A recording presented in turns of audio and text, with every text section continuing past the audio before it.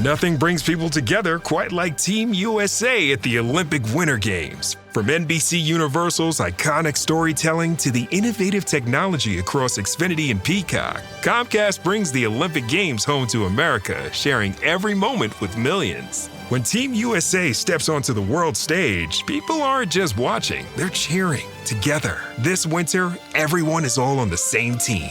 Comcast, proud partner of Team USA.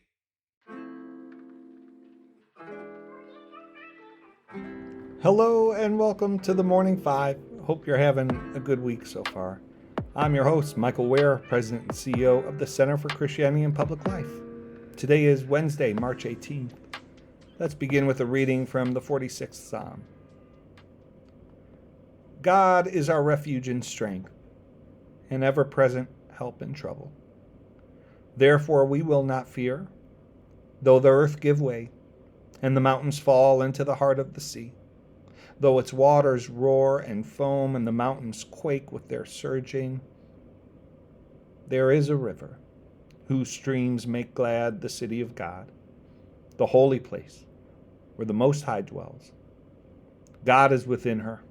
She will not fall. God will help her at break of day. Nations are in uproar. Kingdoms fall. He lifts his voice. The earth melts. The Lord Almighty is with us. The God of Jacob is our fortress. Come and see what the Lord has done, the desolations he has brought on the earth. He makes wars cease to the ends of the earth. He breaks the bow and shatters the spear. He burns the shields with fire. He says, "Be still and know that I am God. I will be exalted among the nations. I will be exalted in the earth. The Lord Almighty is with us. The God of Jacob is our fortress." May God bless the reading of his word.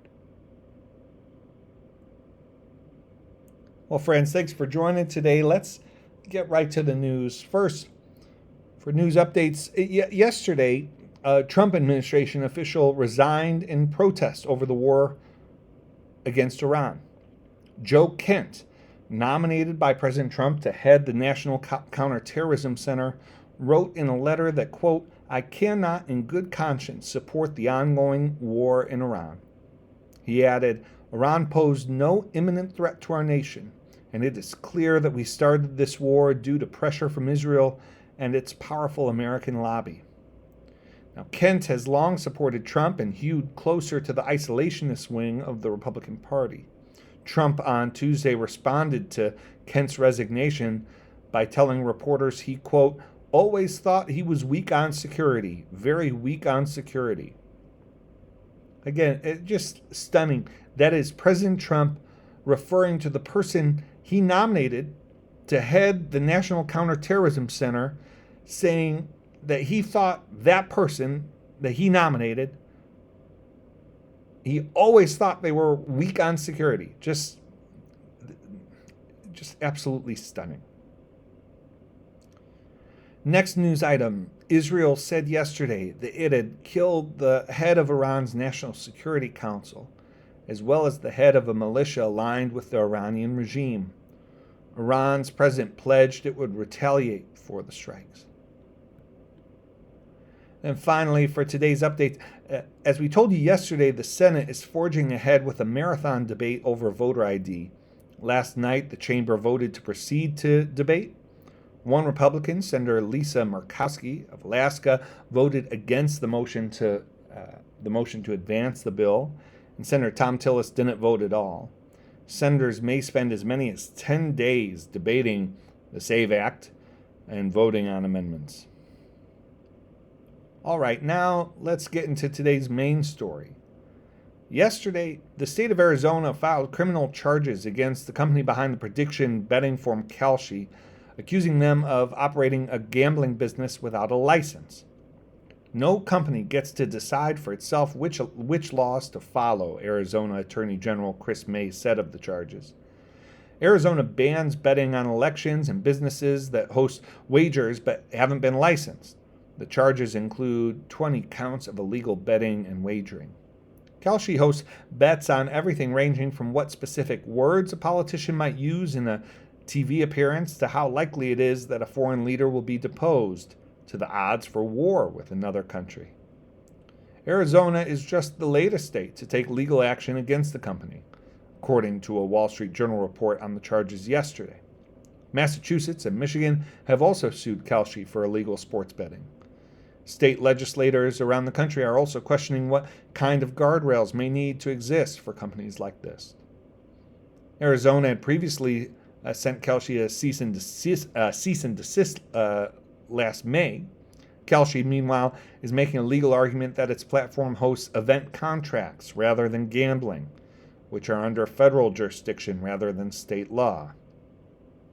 If you want to learn more about prediction markets, we found The Atlantic's recent cover story about them by McKay Coppins to be beneficial. I'll read a little from that piece. Throughout most of America's history, gambling was heavily regulated and generally discouraged. In 1631, Puritans banned games of chance in Plymouth Colony under pain of punishment. In 1794, a Pennsylvania law prohibited cockfighting, cards, dice, billiards, bowling, shuffleboard, horse racing, or any other type of gambling. Laws varied by state and century, but the practice always came with a healthy social stigma, one rooted in millennia of accumulated wisdom. To humanity's great thinkers and leaders, gambling was an impediment to an ethical life, Aristotle, an invention of the devil, St. Augustine, and a tax on the ignorant, Warren Buffett. It fostered selfishness and a something-for-nothing ethos that was poisonous to the soul. George Washington went so far as to warn that every possible evil could be tied to gambling. It is the child of avarice, the brother of iniquity, and the father of mischief, said Washington. But with the Supreme Court ruling in 2018 that opened up betting markets around the country, Coppins writes, practically overnight, we took an ancient vice, long regarded as soul-rotting and civilizationally ruinous, put it on everyone's phone, and made it as normal and frictionless as checking the weather. What could possibly go wrong? For several months, Coppins used the Atlantic's money to experiment with both sports betting and prediction markets. He writes, I was surprised at how quickly and extensively the experiment was bleeding into the rest of my life. I was listening to gambling podcasts in the shower and spending my Sunday afternoons watching 5 football games at a time, 1 on my phone and 4 on the TV's split screen. The end result? He lost $9,891. We'll include a link to his piece in the show notes. Let's stop there for today and go to the Lord in prayer. Dear Father, always near us, may your name be treasured and loved. May your rule be completed in us. May your will be done here on earth in just the way it is done in heaven. Give us today the things we need today, and forgive us our sins and impositions on you, as we are forgiving all who in any way offend us. Please don't put us through trials, but deliver us from everything bad, because you are the one in charge, and you have all the power, and the glory too is all yours forever, which is just the way we want it. All right, friends, thank you for joining me today. As always, the Morning Five is brought to you in partnership with the That Sounds Fun Network, supported by the Center for Christianity and Public Life. If you'd like to learn more about our work at CCPL, you can visit ccpubliclife.org. Hope you have a wonderful Wednesday.